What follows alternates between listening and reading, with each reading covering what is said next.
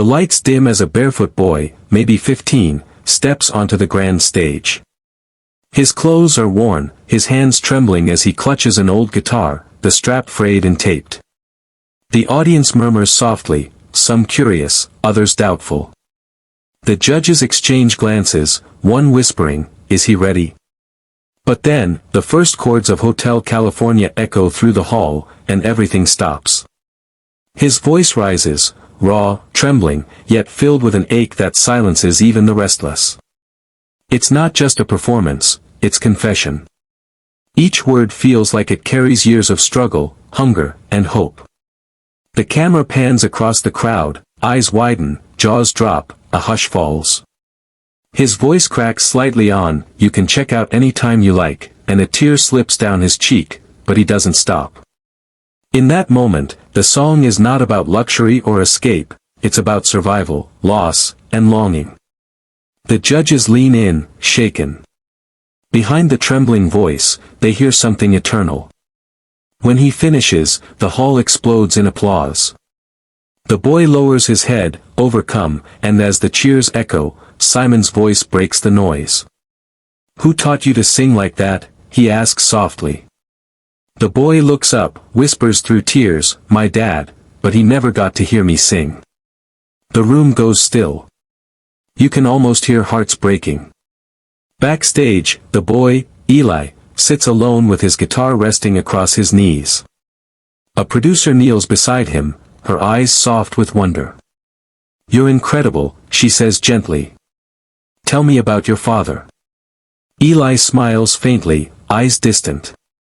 "He was a janitor," he begins. "He used to hum this song every night on his way home. Said it reminded him that even broken places can be beautiful."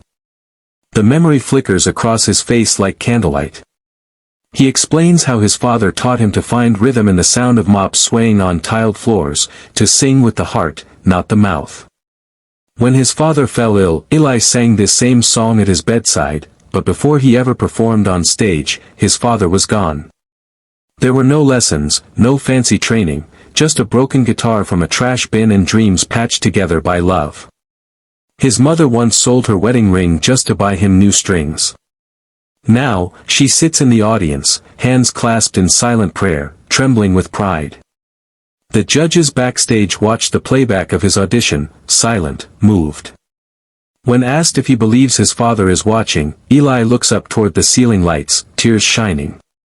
"I think he just did," he says softly.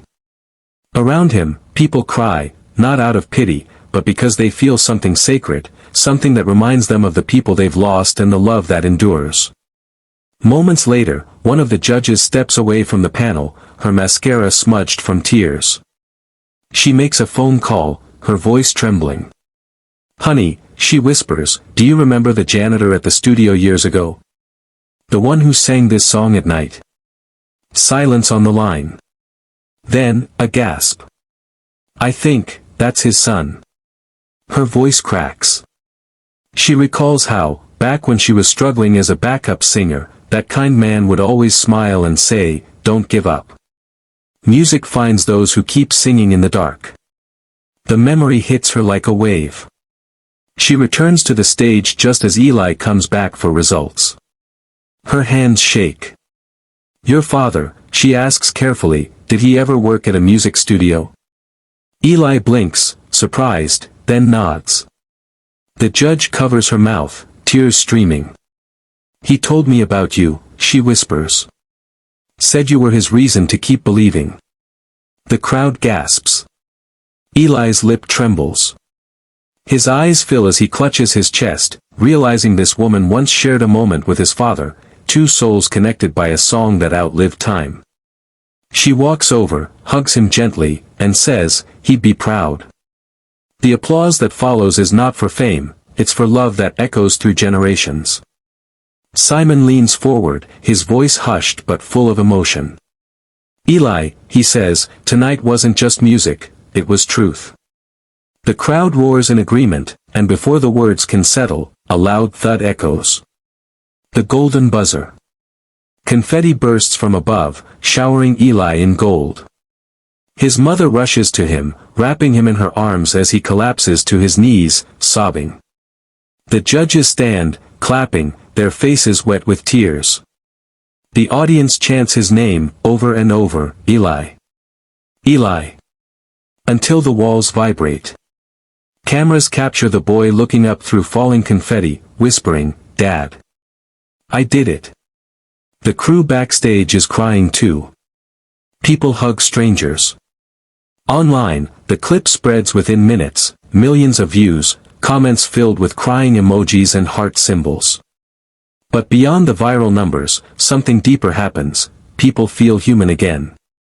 As Eli exits the stage, a quiet janitor nearby nods at him, softly humming, "Such a lovely place." Eli stops, smiling through tears.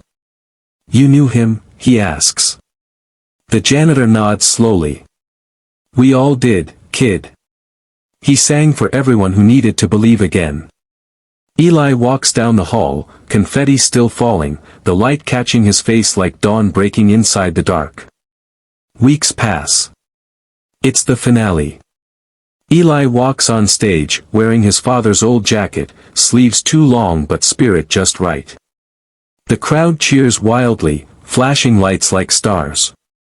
He holds the mic gently, eyes glistening. "This song," he says softly, "isn't about where we come from, it's about what we carry forward."